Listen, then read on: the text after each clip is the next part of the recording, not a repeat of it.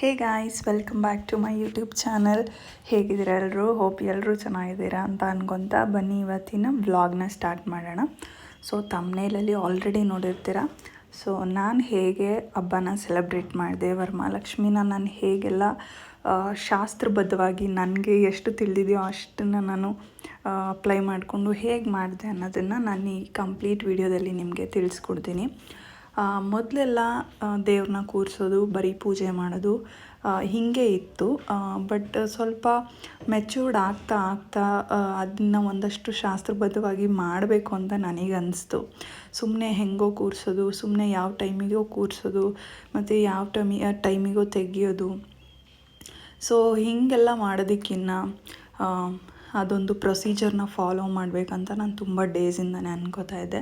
So ಈ year ಮಾಡೋಣ ಅಂತ ಹೇಳಿ ನಾನು ಈ ಹೂವು ಎಲ್ಲ ನಾನು 1 ವೀಕ್ ಮುಂಚೆನೇ ತೊಗೊಂಡು ಇಟ್ಕೊಂಡ್ಬಿಟ್ಟಿದ್ದೆ. ಬಿಕಾಸ್ ವರಮಹಾಲಕ್ಷ್ಮಿ ಟೈಮಲ್ಲಿ ತುಂಬಾ ರೇಟ್ ಆಗಿಬಿಡುತ್ತೆ. ಅದು ಬ್ಯಾಂಗ್ಳೂರಲ್ಲಂತೂ ತುಂಬ ಆಲ್ಮೋಸ್ಟ್ ತ್ರಿಬಲ್ ರೇಟ್ ಆಗಿಬಿಟ್ಟಿರುತ್ತೆ. ಸೊ ನಾನೇನು ಮಾಡಿದೆ, 1 ವೀಕ್ ಮುಂಚೆನೇ ತೊಗೊಂಡು ನಾನು ಫ್ರಿಡ್ಜಲ್ಲಿ ಇಟ್ಕೊಂಡ್ಬಿಟ್ಟಿದ್ದೆ. ಸೊ ನಾನೇ ಪ್ರಿಪೇರ್ ಮಾಡ್ಕೊಳ್ಳೋಣ ಹಾರ ಎಲ್ಲ ಅಂತ ಹೇಳಿ ನಾನೀಗ ಲಕ್ಷ್ಮಿಗೆ ಹಾರನ ಪ್ರಿಪೇರ್ ಮಾಡ್ತಾಯಿದ್ದೀನಿ. ಆಲ್ಮೋಸ್ಟ್ ಎಲ್ಲ ಫೋಟೋಗೂ ನಾನೇ ಪ್ರಿಪೇರ್ ಮಾಡ್ಕೋತೀನಿ, ಏನು ಪ್ರಾಬ್ಲಮ್ ಇಲ್ಲ. ಹಾರ ಮಲ್ಕೊಂಡಾಗ ಫ್ರೀ ಇರ್ತೀನಲ್ಲ, ಸೊ ಆವಾಗ ನಾನು ಈ ಥರ ಹಾರ ಮಾಡಿ ರೆಡಿ ಮಾಡಿ ಇಟ್ಕೋತಾ ಇದ್ದೀನಿ. ಆ್ಯಕ್ಚುಲಿ ಇದು ಗುರುವಾರ ಮಧ್ಯಾಹ್ನ ನಾನು ರೆಕಾರ್ಡ್ ಮಾಡಿರೋದು. ಇನ್ನು ಸಂಜೆ ದೇವ್ರನ್ನ ರೆಡಿ ಮಾಡೋದು, ಹಾಗೆ ಇನ್ನೂ ತುಂಬ ಕೆಲಸಗಳಿರುತ್ತೆ. ಸೊ ಮಧ್ಯಾಹ್ನ ಒಂದು ಮಲ್ಕೊಂಡಾಗ ನಾನು ಫ್ರೀ ಇದ್ದೆ. ಸೊ ಆವಾಗಲೇ ನಾನು ಹೂವೆಲ್ಲ ಕಟ್ಕೊಳ್ಳೋದನ್ನು ಸ್ಟಾರ್ಟ್ ಮಾಡ್ಕೊಂಬಿಟ್ಟಿದ್ದೀನಿ.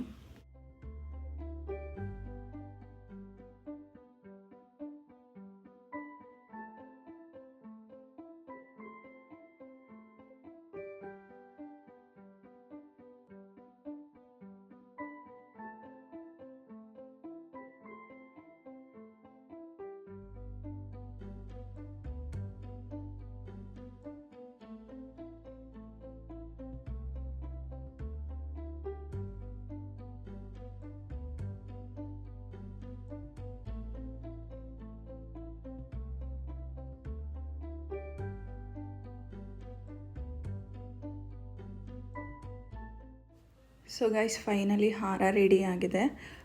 ಆಲ್ಮೋಸ್ಟ್ ಎಲ್ಲ ಫೋಟೋಗೂ ನಾನು ಹಾರ ರೆಡಿ ಮಾಡಿಕೊಂಡೆ.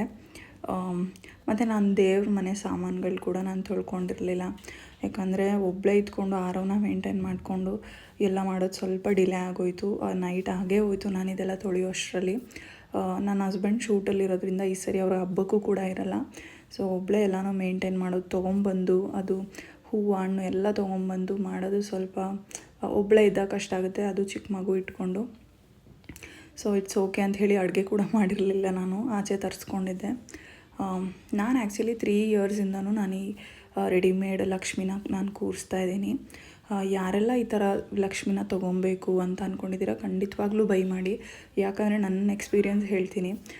ಸೀರೆ ಉಡಿಸ್ಬೇಕು, ಸೀರೆ ಉಡಿಸುವಾಗ ತುಂಬ ಟೈಮ್ ತೊಗೊಳುತ್ತೆ, ಆ ಟೈಮ್ ಸೇವ್ ಆಗುತ್ತೆ. ಮತ್ತು ಜುವೆಲ್ಸ್ ಎಲ್ಲ ಯಾವ್ದು ಹಾಕೋದು ಅನ್ನೋ ಕನ್ಫ್ಯೂಷನ್ಸ್ ಇರೋಲ್ಲ. ಮತ್ತು ಏನಂದರೆ ನಿಮ್ಗೆ ಅಷ್ಟೊಂದು ಲಕ್ಷ್ಮಿನ ರೆಡಿ ಮಾಡೋದಕ್ಕೆ ತುಂಬ ಟೈಮ್ ಕೂಡ ತೊಗೊಳ್ಳೋದಿಲ್ಲ. ಸೊ ಇದೇನು ಸೆಟ್ ಇರುತ್ತೆ ಇದನ್ನು ನೀವು ರಿಮೂವ್ ಮಾಡಿಕೊಂಡು ಇಟ್ಕೊಂಡು ನೆಕ್ಸ್ಟು ಲಕ್ಷ್ಮಿ ಕೂರಿಸುವಾಗ ಜಸ್ಟ್ ಮೇಲೆ ಏನು ಡಸ್ಟ್ ಆಗಿರುತ್ತೆ ಅದನ್ನಷ್ಟೇ ನೀವು ತೆಕ್ಕೊಂಡು ಕೂರಿಸ್ಬೋದು. ಸೊ ನನಗಂತೂ ತುಂಬಾ ಹೆಲ್ಪ್ ಆಗಿದೆ ಇದರಿಂದ. ಅದರ್ವೈಸ್ ನಾನು ಮಗು ಇಟ್ಕೊಂಡು ಸ್ಯಾರಿ ಎಲ್ಲ ಉಡಿಸೋದು ಸ್ವಲ್ಪ ಕಷ್ಟನೇ ಆಗ್ತಿತ್ತೇನೋ. ಸೊ ಇದು ನಂಗೆ ತುಂಬ ಹೆಲ್ಪ್ ಆಯಿತು. ನಮ್ಮ ಅಣ್ಣ ಬಂದಿದ್ದಾನೆ, ಆರವನ್ನ ನೋಡ್ಕೋತಾ ಇದ್ದಾನೆ. ಸೊ ನಾನು ದೇವ್ರ ಮನೆ ಇವಾಗ ಕ್ಲೀನ್ ಮಾಡ್ಕೋತಾ ಇದ್ದೀನಿ. ತುಂಬ ಥಿಂಗ್ಸ್ಗಳಿದೆ ಅಂತ ನಂಗೆ ಫಸ್ಟ್ ಟೈಮ್ ಅನಿಸಿದ್ದು ಇವತ್ತೇ. ಸುಮ್ಮನೆ ಫೋಟೋಯಿಂದ ಇಟ್ಬಿಟ್ಟಿರ್ತೀವಿ, ನಮಗೆ ಗೊತ್ತೇ ಆಗಲ್ಲ. ಬಟ್ ತುಂಬ ಥಿಂಗ್ಸ್ ಇದೆ ಅಂತ ಅನಿಸ್ತು. ಆ್ಯಂಡ್ ನೆಕ್ಸ್ಟು ನಾನಿಲ್ಲಿ ಕಳಶಕ್ಕೆ ಕಾಯಿನ ರೆಡಿ ಮಾಡ್ಕೋತಾ ಇದ್ದೀನಿ. ಸೊ ಅರ್ಶಿನ ನಾನು ಕಾಯಿಗೆ ಹಾಕ್ತಾಯಿದ್ದೀನಿ. ಸ್ವಲ್ಪ ಒದ್ದೆ ಇರುತ್ತಲ್ಲ, ನಾವು ಇದೆಲ್ಲ ರೆಡಿ ಮಾಡ್ಕೊಂಡು ಮುಂಚೆನೇ ಇಟ್ಕೊಂಡ್ರೆ ಸ್ವಲ್ಪ ಡ್ರೈ ಆಗುತ್ತೆ.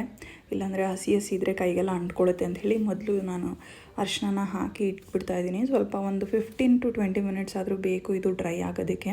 ಸೊ ಅದರಿಂದ ಮೊದಲು ಇದನ್ನೇ ಮಾಡ್ಕೋತಾ ಇದ್ದೀನಿ. ನೆಕ್ಸ್ಟು ಉಳಿದಿದ್ದು ರಿಮೈನಿಂಗ್ ಏನಿದೆ, ಮಡ್ಲಕ್ಕಿ ತುಂಬೋದಾಗಿರ್ಬೋದು, ಇದೆಲ್ಲನೂ ಮಾಡ್ಕೊಳ್ಳೋಣ ಅಂತ ಹೇಳಿ.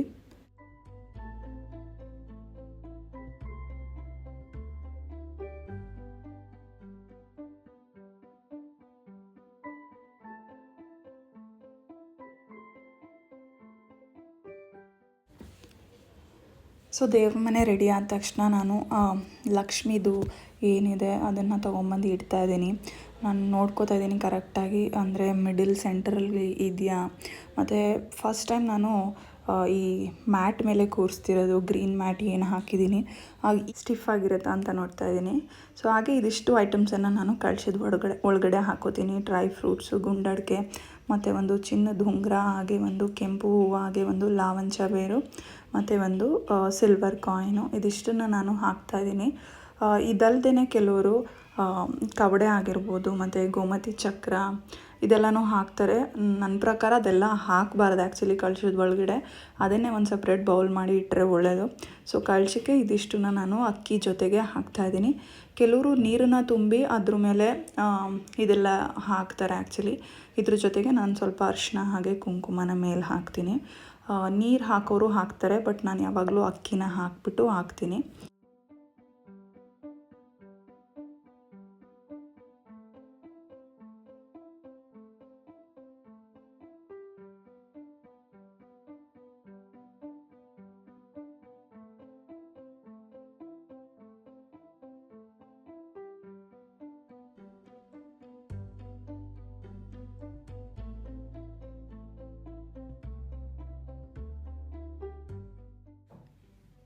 ಸೊ ನೆಕ್ಸ್ಟ್ ನಾನು 5 ಎಲೆನ ನಾನು ಕಳಶದ ಒಳಗಡೆ ಹಾಕ್ತಾಯಿದ್ದೀನಿ. ಹಾಗೆ ರೆಡಿ ಮಾಡಿ ಇಟ್ಕೊಂಡಿರೋ ತೆಂಗಿನಕಾಯಿಗೆ ಸಿಂಧೂರನ ಇಟ್ಟು ನಾನು ಇದ್ರ ಮೇಲೆ ಸ್ಥಾಪನೆ ಮಾಡ್ತೀನಿ. ಸೊ ಆ್ಯಕ್ಚುಲಿ ಕಳಶ ಇಟ್ಟ ತಕ್ಷಣವೇ ನಾವು ಪ್ರಾಣ ಪ್ರತಿಷ್ಠಾಪನೆನ ಮಾಡ್ಕೋಬೇಕು. ಅಂದರೆ ತೆಂಗಿನಕಾಯಿ ಇಟ್ಟಾದಮೇಲೆ ಕೈ ಮುಗಿದು ವರಮಹಾಲಕ್ಷ್ಮಿ ಆವಾಹಯಾಮಿ ಅಂತ ಹೇಳಿದ್ರೆ ಅದೊಂದು ಪ್ರಾಣ ಪ್ರತಿಷ್ಠಾಪನೆ ಆಗುತ್ತೆ ಅನ್ನೋದು ಒಂದು ನಂಬಿಕೆ. ಸೊ ನಾನು ಕೂಡ ತೆಂಗಿನಕಾಯಿ ಎಲ್ಲನೂ ಕರೆಕ್ಟಾಗಿ ಇದೆಯಾ ಅಂತ ನೋಡಿಕೊಂಡು ನೆಕ್ಸ್ಟು ನಾನು ಒಂದು ಮಂತ್ರವನ್ನು ಹೇಳಿಕೊಂಡು ಪ್ರಾಣ ಪ್ರತಿಷ್ಠಾಪನೆ ಮಾಡ್ತಾಯಿದ್ದೀನಿ. ವರಮಹಾಲಕ್ಷ್ಮಿ ಆವಾಹಯಾಮಿ ಅಂತ 3 ಸರಿ ಹೇಳಿಕೊಂಡು ಬೇಡ್ಕೊಂಡ್ರೆ ಸಾಕು. ಸೊ ಇದಿಷ್ಟು ನಾನು ಹೇಳಿಕೊಂಡು ಪ್ರತಿಷ್ಠಾಪನೆ ಆಯಿತು. ಸೊ ನೆಕ್ಸ್ಟು ನಾನಿಲ್ಲಿ ಮಡ್ಲಕ್ಕಿ ತುಂಬ್ಕೋತಾ ಇದ್ದೀನಿ. ಸೊ ಮಡ್ಲಕ್ಕಿಗೆ ನಾನು ಒಂದು ಬ್ಲೌಸ್ ಪೀಸನ್ನು ತೊಗೊಂಡಿದ್ದೀನಿ. ಹಾಗೆ ಒಂದು ಕಪ್ಪಷ್ಟು ಅಕ್ಕಿನ ಹಾಕೋತಾ ಇದ್ದೀನಿ. ಇದಕ್ಕೆ ಕೊಬ್ಬರಿ ಮತ್ತು ಬೆಲ್ಲ, ಹಾಗೆ ಅರಿಶಿನ, ಕುಂಕುಮ, ಮತ್ತು ಬಳೆ, ಎಲೆ, ಅಡಿಕೆ, ಮತ್ತು ಅರಿಶಿನ ಕೊಂಬು ಇದಿಷ್ಟು ಹಾಕ್ತಾರೆ. ಸೊ ನಾನಿಲ್ಲಿ ಅರಿಶಿನ, ಕುಂಕುಮ, ಹಾಗೆ ಬಳೆ ಮತ್ತು ಒಂದು ಅಡಿಕೆ ಇದಿಷ್ಟು ಒಂದು ಪ್ಯಾಕೆಟಲ್ಲೇ ಸಿಗುತ್ತೆ ಈ ಥರದ್ದು ಒಂದು. ಸೊ ಇದನ್ನು ನಾನು ತರಿಸ್ಕೊಂಡಿದ್ದೆ. ಸೊ ಸಪ್ರೇಟ್ ಇಡೋದೇನು ಬೇಡ ಅಂತ ಹೇಳಿ ಇದನ್ನೇ ನಾನು ಇಡ್ತಾಯಿದ್ದೀನಿ. ಇದಿಷ್ಟನ್ನು ನಾವು ಮಡ್ಲಕ್ಕಿನ ತುಂಬುವಂಥದ್ದು. ಕೆಲವ್ರು ಹೇಳ್ತಾರೆ ಮಡ್ಲಕ್ಕಿ ತುಂಬಾರ್ದು, ಲಕ್ಷ್ಮಿಗೆ ಕೊಟ್ಟು ಕಳಿಸ್ದಂಗೆ ಆಗುತ್ತೆ ಅಂತ ಹೇಳಿ. ಬಟ್ ಮಡ್ಲಕ್ಕಿ ತುಂಬೋದು ಒಳ್ಳೆಯದು. ಯಾಕಂದರೆ ಈಗ ಹೆಣ್ಮಕ್ಳು ಮನೆಗೆ ಬಂದಾಗ ನಾವು ಹೇಗೆ ಅವ್ರಿಗೆ ಕುಂಕುಮನ ಕೊಟ್ಟು ಬಾಗಿಲನ್ನ ಕೊಡ್ತೀವೋ ಹಾಗೆ ಇದು ಮಾಡೋದ್ರಿಂದ ನಾವು ತಾಯಿಗೆ ಖುಷಿ ಪಡಿಸ್ದಂಗೆ ಆಗುತ್ತೆ ಅಂತ ಹೇಳಿ ಮಡ್ಲಕ್ಕಿನ ತುಂಬ್ತಾರೆ. ಎಷ್ಟೊಂದು ಜನ ತುಂಬ್ತಾರೆ, ಬಟ್ ಕೆಲವರು ಅವರೇ ಹೇಗೆ ಪ್ರಾಕ್ಟೀಸ್ ಮಾಡ್ಕೊಂಬಂದಿದ್ದಾರೋ ಅದ್ರ ಮೇಲೆ ಡಿಪೆಂಡ್ ಆಗುತ್ತೆ. ಸೊ ನಾನು ಮಡ್ಲಕ್ಕಿನ ತುಂಬಿ ದೇವಿಯ ಬಲಗಡೆ ಇಡ್ತಾ ಇದ್ದೀನಿ. ಸೊ ಬಲಗಡೆ ಅಂದರೆ ಅದ್ರ ಹಿಂದೆ ನಾನು ಇಟ್ಟಿದ್ದೀನಿ, ಬಲಗಡೆ ಸೈಡಲ್ಲಿ.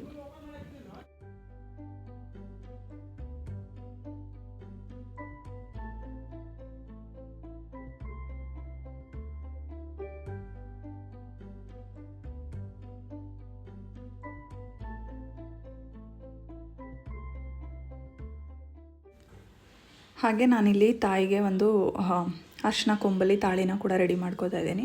ಸೊ ತಾಳಿನ ರೆಡಿ ಮಾಡ್ಕೊಳ್ಳುವಾಗ 3 ಗಂಟೆನ ನಾವು ಕಟ್ಕೋಬೇಕಾಗುತ್ತೆ. ಹಾಗೆ ತಾಯಿಗೆ ನಾವು ಅದನ್ನು ಹಾಕುವಾಗಲೂ ಕೂಡ 3 ಗಂಟೆನ ಕಟ್ಕೋಬೇಕಾಗುತ್ತೆ.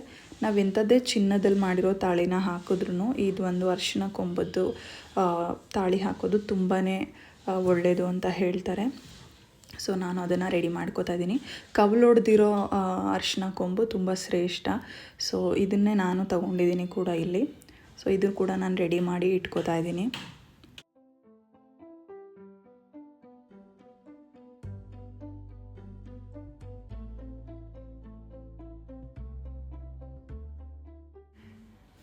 ನೆಕ್ಸ್ಟ್ ನಾನಿಲ್ಲಿ ಕೈಗೆ ಕಟ್ಕೊಳ್ಳುವಂಥ ಕಂಕಣನ ನಾನು ರೆಡಿ ಮಾಡ್ಕೋತಾ ಇದ್ದೀನಿ. ಇದಕ್ಕೆ ನಾನು 9 ಎಳೆ ಇರುವಂಥ ದಾರನ ತೊಗೊಂಡಿದ್ದೀನಿ. ಸೊ ಇದಕ್ಕೆ ಸ್ವಲ್ಪ ಅರಿಶಿನ ಹಚ್ಬಿಟ್ಟು ಇದಕ್ಕೆ ನಾವು 9 ಗಂಟುಗಳನ್ನು ಹಾಕೋಬೇಕಾಗುತ್ತೆ. ಸೊ ನಾನಿಲ್ಲಿ 7 ಗಂಟನ್ನು ಹಾಕೋತೀನಿ. ಮೊದಲಿಗೆ ಏನು ಥ್ರೆಡ್ ಇರುತ್ತೆ ಇದರಲ್ಲಿ 7 ಗಂಟನ್ನು ಹಾಕೋತೀನಿ. ಸೊ ಎಲೆ ಮತ್ತು ಹಾಗೆ ಹೂವನ ನಾವು ಇಟ್ಕೊಂಡು ಕಟ್ಟುವಾಗ 2 ಗಂಟೆನ ಹಾಕ್ತೀನಿ. ಸೊ ಅಲ್ಲಿಗೆ 9 ಗಂಟೆ ಆಗುತ್ತೆ. 9 ಗಂಟೆನ ಕಟ್ಕೊಬೇಕು. ಇದನ್ನು ಮನೇಲಿ ಯಾರಾದರೂ ಮುತ್ತೈದೆ ಇದ್ದರೆ ಅಥವಾ ಗಂಡ ಇದ್ದರೆ ಇವ್ರ ಹತ್ರ ನಾವು ಕಟ್ಟಿಸ್ಕೊಬೋದು. ಬೆಳಗ್ಗೆ ಪೂಜೆಗೂ ಮುಂಚೆ, ಪೂಜೆ ಸ್ಟಾರ್ಟ್ ಮಾಡೋಕ್ಕೂ ಮುಂಚೆ ಇದನ್ನು ನಾವು ಕಂಕಣ ಥರ ಕೈಗೆ ಕಟ್ಕೋಬೇಕಾಗತ್ತೆ. ಸೊ ನಮ್ಮ ಮನೇಲಿ ಅಮ್ಮನೂ ಇರಲಿಲ್ಲ, ಹಾಗೆ ನನ್ನ ಹಸ್ಬೆಂಡ್ ಕೂಡ ಇರಲಿಲ್ಲ. ಸೊ ನಾನೇನು ಮಾಡಿದೆ, ನಮ್ಮ ಓನರ್ಗೆ ನಾನು ಹೇಳಿದ್ದೆ, ನಾನು ಬೆಳಗ್ಗೆ ಈ ಥರ ಕಟ್ಟಿಸ್ಕೋತೀನಿ, ಸ್ವಲ್ಪ ನಂಗೆ ಕಟ್ಕೊಟ್ಬಿಡಿ ಅಂತ. ಸೊ ಅವರು ನಾನು ಎದ್ದಾಗ ನಂಗೆ ಹೇಳಿ ನಾನು ಬರ್ತೀನಿ ಅಂತ ಹೇಳಿ ಪಾಪ ಬೆಳಗ್ಗೆ ಬಂದು ಅವರು ನಂಗೆ ಇದನ್ನು ಕಟ್ಕೊಟ್ರು. ಸೊ ಪೂಜೆ ಸ್ಟಾರ್ಟ್ ಮಾಡೋಕ್ಕೂ ಮುಂಚೆನೇ ಇದನ್ನು ಕಟ್ಕೋಬೇಕಾಗತ್ತೆ.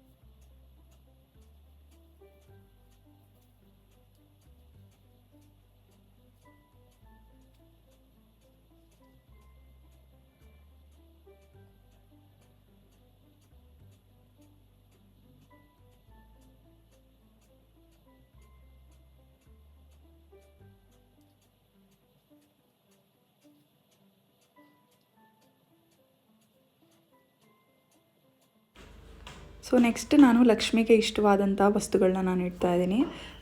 ಇಲ್ಲಿ ನಾನು 6 ಕಮಲಾಕ್ಷಿ ಬೀಜ, ಹಾಗೆ 6 ಕವಡೆ, ಹಾಗೆ 6 ಅಡಿಕೆನ ಇಡ್ತಾ ಇದ್ದೀನಿ. ಇದಕ್ಕೆ ನೀವು ಏಲಕ್ಕಿನೂ ಕೂಡ ಸೇರಿಸ್ಕೋಬೋದು. ಆ್ಯಕ್ಚುಲಿ ನಾನು ಏಲಕ್ಕಿ ನೈಟ್ ನಾನು ಇಡುವಾಗ ಮರೆತುಕೊಂಡೆ, ಬಟ್ ಬೆಳಗ್ಗೆ ನೆನಪಾದಾಗ ನಾನು ಏಲಕ್ಕಿನ ಕೂಡ ಇಡ್ತೀನಿ. ಸೊ ಏಲಕ್ಕಿ, ಕವಡೆ, ಹಾಗೆ ಗೋಮತಿ ಚಕ್ರ ಇದ್ದರೆ ಅದು ಕೂಡ ತುಂಬ ಶ್ರೇಷ್ಠ, ಅದನ್ನು ಕೂಡ ಇಡ್ಬೋದು. ಮತ್ತು ಕಮಲ ಬೀಜ, ಕಮಲಾಕ್ಷಿ ಬೀಜ ಅಥವಾ ಕಮಲ ಬೀಜ ಅಂತ ಹೇಳ್ತಾರೆ. ಇದಿಷ್ಟು ತಾಯಿಗೆ ತುಂಬಾ ಇಷ್ಟವಾದಂಥ ಏನೇ ಹೇಳ್ಬೋದು, ಪ್ರಿಯವಾದಂಥದ್ದಂತೆ. ಸೊ ಇದನ್ನು ಇಡೋದು ತುಂಬ ಶ್ರೇಷ್ಠ ಅಂತ ಹೇಳ್ತಾರೆ. ಮೊದಲು ನಾವು ಇದೆಲ್ಲ ಇಡ್ತಾ ಇರಲಿಲ್ಲ. ಸೊ 6 ಲೆಕ್ಕದಲ್ಲಿ ನಾವು ಇಡಬೇಕಾಗುತ್ತೆ. ನಾನು ಎಲ್ಲನೂ ಇಲ್ಲಿ 6ನೇ ತೊಗೊಂಡಿದ್ದೀನಿ. ಸೊ ಡ್ರೈ ಫ್ರೂಟ್ಸ್ನ ಇಡೋರು ಕೂಡ ಬಾದಾಮಿ 6, ಹಾಗೆ ಗೋಡಂಬಿ 6 ಈ ಥರ ಇಟ್ಕೊಬೋದು. ಸೊ ಹೀಗೆ ನಾನು ಒಂದು ಬೌಲಲ್ಲಿ ಹಾಕ್ಕೊಂಡಿದ್ದೀನಿ. ಅಡಿಕೆ, ಕಮಲಾಕ್ಷಿ ಬೀಜ, ಕವಡೆ, ಹಾಗೆ ನಾನಿಲ್ಲಿ ಗೋಮತಿ ಚಕ್ರ ನಾನು ತೊಗೊಂಡಿಲ್ಲ. ಹಾಗೆ ಇನ್ನೊಂದು ಬೌಲಲ್ಲಿ ಕಾಯಿನ್ಸ್ನ ಹಾಕ್ಕೊಂಡಿದ್ದೀನಿ.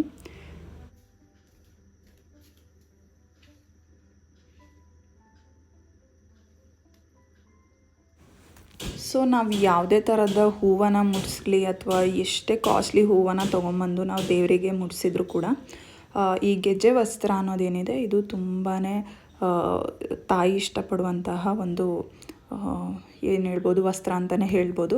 ಸೊ ನಾನು ಇದನ್ನು ಕೂಡ ನಾನು ಹಾಕ್ತಾಯಿದ್ದೀನಿ, ಗೆಜ್ಜೆ ವಸ್ತ್ರ. ಸೊ ಇದಾದಮೇಲೆ ನಾನು ಹೂವು ಎಲ್ಲ ಏನು ರೆಡಿ ಮಾಡಿ ಇಟ್ಕೊಂಡಿದ್ದೆ, ಒಂದು ಹೂವಿನ ಹಾರ ಥರ, ಇದನ್ನು ಕೂಡ ನಾನು ಹಾಕಿ ಇವಾಗಲೇ ಮಾಡ್ಕೊಂಬಿಡ್ತಾಯಿದ್ದೀನಿ. ಆಲ್ಮೋಸ್ಟ್ ಟೈಮು 2:30 ಆಗಿದೆ, ಮಿಡ್ ನೈಟ್. ಸೊ ಹೂವು ಮುಡಿಸಿ ತಟ್ಟೆಗಳಿಟ್ಟರೆ ಆಲ್ಮೋಸ್ಟ್ ನನ್ನ ಕೆಲಸ ಮುಗೀತು. ಬೆಳಗ್ಗೆ ನಾನು ಪ್ರಸಾದ ಮಾಡ್ಕೊಳ್ಳೋದಷ್ಟೇ. ಸೊ ಎಲ್ಲ ಕ್ಲೀನಾಗಿ ಸೆಟ್ ಮಾಡಿಬಿಟ್ರೆ ಆಯಿತು. ಯಾಕಂದರೆ ಹೂವು ಏನಾಗಿದೆ, ಸ್ವಲ್ಪ ಬಿಟ್ಕೊಂಡಂಗೆ ಆಗ್ತಾಯಿತ್ತು. ಸೊ ಅದರಿಂದ ನಾನು ಎಡ್ಜಲ್ಲಿ ಗಂಟುಗಳನ್ನು ಕಟ್ಕೋತಾ ಇದ್ದೀನಿ, ಬೀಳಬಾರ್ದು ಅಂತ ಹೇಳಿ.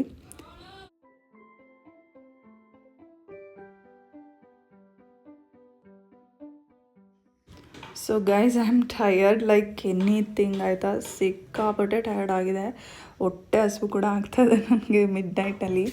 ಸೊ ನೀವು ಟೈಮ್ ನೋಡ್ಬೋದು, ನಾನು ಟೈಮ್ ತೋರಿಸ್ತೀನಿ. ಸೊ ಇಟ್ಸ್ 2:25 ಆಗಿದೆ. ಎಲ್ಲ ರೆಡಿ ಆಗಿದೆ, ಎಲ್ಲನೂ ಇಟ್ಟಿದ್ದೀನಿ. ಸೊ ದೇವರಿಗೂ ಕೂಡ ನಾನು ತುಳಸಿ, ಹಾಗೆ ನಾನೇನು ಹೂವು ರೆಡಿ ಮಾಡ್ಕೊಂಡಿದ್ದೆ ಎಲ್ಲನೂ ಇಟ್ಟಿದ್ದೀನಿ. ಹಣ್ಣುಗಳು ಎಲ್ಲನೂ ಆಲ್ಮೋಸ್ಟ್ ಇಟ್ಬಿಟ್ಟಿದ್ದೀನಿ. ಸೊ ಬೆಳಗ್ಗೆ ನೈವೇದ್ಯ ಮಾಡಿ ಇಡೋದಷ್ಟೇ ಪೆಂಡಿಂಗು. ಇವಾಗ ಸ್ವಲ್ಪ ಮನೇನ ಒರೆಸ್ಕೊಂಡು ಮಾಪ್ ಮಾಡ್ಕೊಳ್ಳೋದಷ್ಟೇ. ಸೊ ಗೈಸ್, ಬೆಳಿಗ್ಗೆ 4 ಗಂಟೆಗೆ ಎದ್ದು 5 ಥರ ನೈವೇದ್ಯನ ನಾನು ರೆಡಿ ಮಾಡ್ಕೊಂಡಿದ್ದೀನಿ.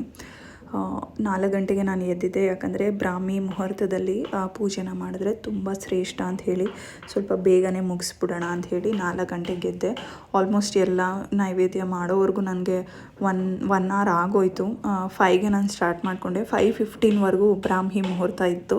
ಸೊ ಇನ್ನು 15 ಮಿನಿಟ್ಸ್ ಇದೆಯಲ್ಲ ಅಂಥೇಳಿ ನಾನು ಸ್ಟಾರ್ಟ್ ಮಾಡಿಕೊಂಡೆ.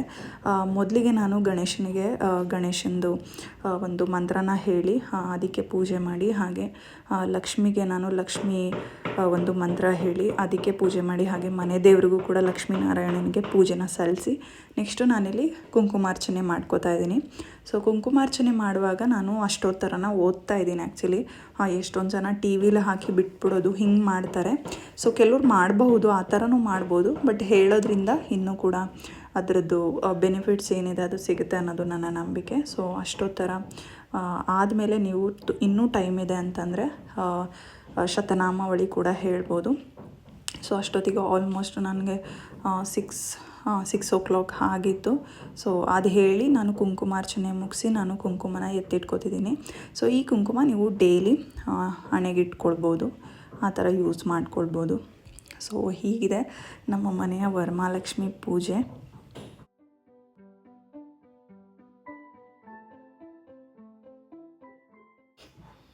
ಸೊ ಗೈಸ್, ಇದು ಹಬ್ಬದ ಸಂಜೆ ನಾನು ವೀಡಿಯೋ ಮಾಡ್ಕೊಂಡಿರುವಂಥ ಕ್ಲಿಪ್ಪಿಂಗ್ಸ್ಗಳು. ಸೊ ಬೆಳಗ್ಗೆಯಿಂದ ಸಂಜೆವರೆಗೂ ಕುಂಕುಮಕ್ಕೆ ಬಂದಿರೋದೆಲ್ಲ ನಾನು ವೀಡಿಯೋ ಮಾಡ್ಕೊಳಕ್ಕಾಗಿಲ್ಲ. ಸೊ ಸಂಜೆ ನಾವೇನು ಪೂಜೆ ಮಾಡ್ತೀವಿ ಅದನ್ನು ನಾನಿಲ್ಲಿ ಕ್ಲಿಪ್ಪಿಂಗ್ಸ್ನ ಆ್ಯಡ್ ಮಾಡಿದ್ದೀನಿ. ಸೊ ಸಂಜೆ ಮತ್ತೆ ನಾನು 6 ಹಾಗೆ ಪೂಜೆನ ಮಾಡಿಕೊಂಡೆ. ಸೊ ಈ ಟೈಮಲ್ಲಿ ಕೂಡ ನೀವು ನೈವೇದ್ಯನ ಇಟ್ಟು ಪೂಜೆ ಮಾಡ್ಕೋಬಹುದು. ನಾನು ಬೆಳಿಗ್ಗೆ ಇಟ್ಟಿರೋ ನೈವೇದ್ಯನೇ ಇಟ್ಟು ನಾನು ಪೂಜೆ ಮಾಡ್ತಾಯಿದ್ದೀನಿ. ಅಂದರೆ ಅದೇ ಇದೆ ಆ್ಯಕ್ಚುಲಿ, ಇನ್ನೂ ಎತ್ಕೊಂಡಿಲ್ಲ. ಸೊ ಅದನ್ನೇ ಇಟ್ಟು ನಾನು ಪೂಜೆನ ಮಾಡ್ಕೋತಾ ಇದ್ದೀನಿ. ಇದಾದಮೇಲೆ ಆರತಿನ ಕೂಡ ಮಾಡೋಕ್ಕಿದೆ.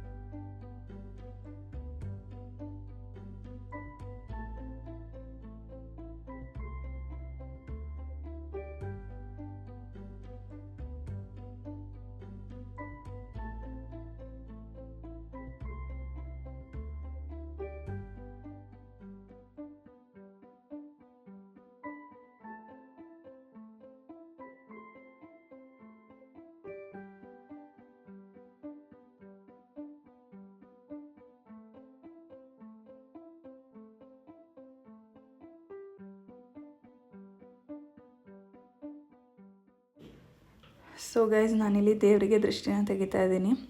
ಆ್ಯಕ್ಚುಲಿ ನಾವು ದೃಷ್ಟಿ ತೊಗೊಳ್ಳೋದಾದರೆ ನೀರಿಗೆ ಸುಣ್ಣನ ಬೆರೆಸಿ ನಾವು ತೆಗಿತೀವಲ್ಲ, ಹಾಗೆ ತೊಗೋಬೋದು. ಬಟ್ ದೇವರಿಗೆ ದೃಷ್ಟಿ ತೆಗೆಯುವಾಗ ನೀರಿಗೆ ಬರೀ ಕುಂಕುಮನ ಕಲಸಿ ಅಷ್ಟೇ ದೃಷ್ಟಿನ ತೆಗಿತಾರೆ. ಹಾಗೆ ಅದ್ರ ಮೇಲೆ ಒಂದು ಎಲೆನ ಇಟ್ಕೊಂಡು 2 ತುಪ್ಪದ್ದು ಬತ್ತಿಗಳನ್ನ ಇಟ್ಟು ನಾನು ತುಪ್ಪದ ದೀಪ ಕೂಡ ಹಚ್ಚಿದ್ದೀನಿ.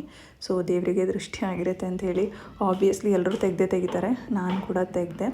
ಸೊ ಇದಾಗಿತ್ತು ನನ್ನ ಒಂದು ಹಬ್ಬದ ವ್ಲಾಗ್. ಹೋಪ್ ಎಲ್ರಿಗೂ ಇಷ್ಟ ಆಗಿರುತ್ತೆ ಅಂತ ಭಾವಿಸ್ತಾ ಈ ವಿಡಿಯೋನ ಇಲ್ಲಿಗೆ ಎಂಡ್ ಮಾಡ್ತಾ ಇದ್ದೀನಿ. ಟೇಕ್ ಕೇರ್, ಟಾಟಾ, ಬಾಯ್ ಬಾಯ್.